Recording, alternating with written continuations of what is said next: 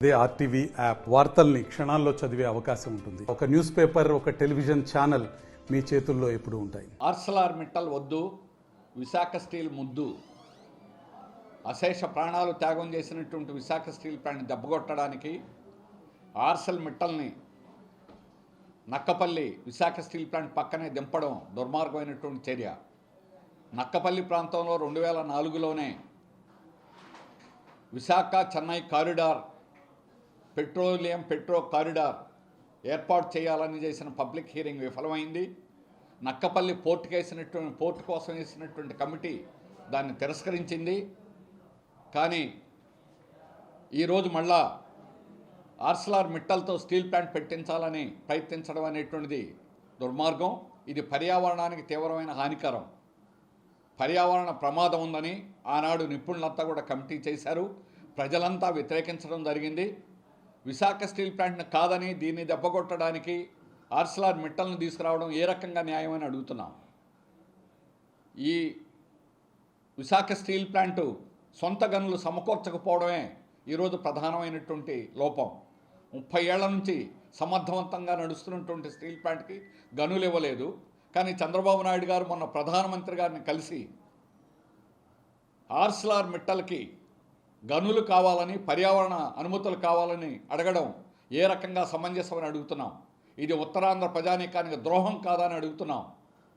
కేంద్ర ప్రభుత్వం విశాఖ స్టీల్ ప్లాంటే కాదు, అన్ని ప్రభుత్వ రంగ పరిశ్రమల్ని ప్రైవేట్ మూసేస్తామని చెప్తున్నారు. అటువంటి విధానాన్ని మీరు సమర్థిస్తారని అడుగుతున్నాం. రాష్ట్ర ప్రజలకు మీరు చేసిన వాగ్దానాలు 4 నెలల్లోనే ఈరోజు పూర్తిగా బట్టబయలవుతున్నాయి. 4 ఏళ్ళు జాప్యం చేసి గత ప్రభుత్వం, జగన్ ప్రభుత్వం రేపు మాపని అది గనులు ఇవ్వకుండాను, సెయిల్లో విలీనం చేయకుండాను ద్రోహం చేసింది. ఈరోజు అదే విధానాన్ని, అంతకంటే తీవ్రంగా తప్పుడు విధానాన్ని ప్రయత్నం చేయడం అనేదాన్ని సిఐటి తీవ్రంగా వ్యతిరేకిస్తున్నది. మేము తీవ్రంగా ఖండిస్తున్నాం.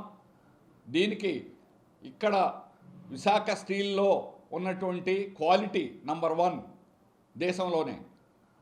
దీనికి పక్కనే ఒక స్టీల్ ప్లాంట్ పెట్టి ఈ క్వాలిటీని దెబ్బతీసి ఆర్సెలర్ మిట్టల్కి దక్షిణ భారతదేశంలోని అమ్మకాల్లో నంబర్ 1గా ఉన్న స్టీల్ ప్లాంట్కి పక్కన పెట్టడం ప్రమాదకరం.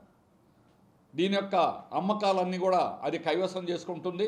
ఆ విధంగా దాన్ని బలహీనం చేయడం అనేటువంటి పద్ధతి అత్యంత బలోపేతమైనటువంటి ఈ రోజుకి కూడా బంగారు బాతు 2001 వాటాలు 100% అమ్మాలని కేంద్ర ప్రభుత్వం జనవరి 27 నిర్ణయించిన నాటికి కూడా 945 కోట్ల రూపాయల నికర లాభాలు వచ్చాయి. కానీ ఈరోజు ఎలాగన్నా దీన్ని నష్టాల్లోకి నెట్టాలని, దీన్ని దెబ్బ కొట్టాలని, ప్రైవేటు వాడికి ఇవ్వాలని ఈరోజు కేంద్ర రాష్ట్ర ప్రభుత్వాలు ప్రయత్నం చేస్తున్నాయి. ఈ విధానం తప్పు. దీనివల్ల ఆంధ్రప్రదేశ్ ప్రజానీకానికి, ముఖ్యంగా ఉత్తరాంధ్ర ప్రజానీకానికి తీవ్రంగా నష్టం జరుగుతుంది. క్వాలిటీ విభాగంలో పనిచేసే 150 మంది డిప్లొమా ఇంజనీర్లని ఈరోజు పనిలోంచి బయటికి పెట్టారు. ఆ విధంగా క్వాలిటీ సెక్షన్ అనేటువంటి దాన్ని ఎత్తేయడం జరిగింది. ఇవన్నీ కూడా కుట్రలో భాగం అని చెప్పేసి మేము భావిస్తున్నాం. అందువల్ల ఈ విధానాన్ని మార్చుకోవాలి. లేకపోతే జనవరి 8వ తేదీ మోడీకి నిరసన తెలియజేస్తున్నాం. మోడీ 8వ తేదీన ఆర్సెలర్ మిట్టల్ స్టీల్ ప్లాంట్ కోసం వస్తున్నారు. దీన్ని ఎటువంటి పరిస్థితుల్లో ఆంధ్రప్రదేశ్ ప్రజానీకం అంగీకరించకూడదని, దీన్ని వ్యతిరేకించాలని రాష్ట్ర ప్రజానీకానికి మనవి చేస్తున్నాం. కడప స్టీల్ ప్లాంటు ప్రారంభిస్తామని 2 సార్లు చంద్రబాబు నాయుడు గారు, 2 సార్లు జగన్మోహన్ రెడ్డి గారు శంకుస్థాపన చేశారు. గోడగట్టి వదిలేశారు. పక్కనే బళ్ళారి గనులు ఉన్నాయి. ఆర్సెలర్ మిట్టలు కడపలో స్టీల్ ప్లాంట్ పెట్టండి, బళ్ళారి ఖనిజాన్ని ఉపయోగించుకోండి. విశాఖ స్టీల్ ప్లాంట్కి రాష్ట్ర ప్రభుత్వానికి ఏమాత్రం సిద్ధశుద్ధున్న కొణిజేడు, మర్లపాడు అని ప్రకాశం జిల్లాలో గనులు ఉన్నాయి. ఆ ఇనప ఖనిజాన్ని విశాఖ స్టీల్ ప్లాంట్ సప్లై చేయండి.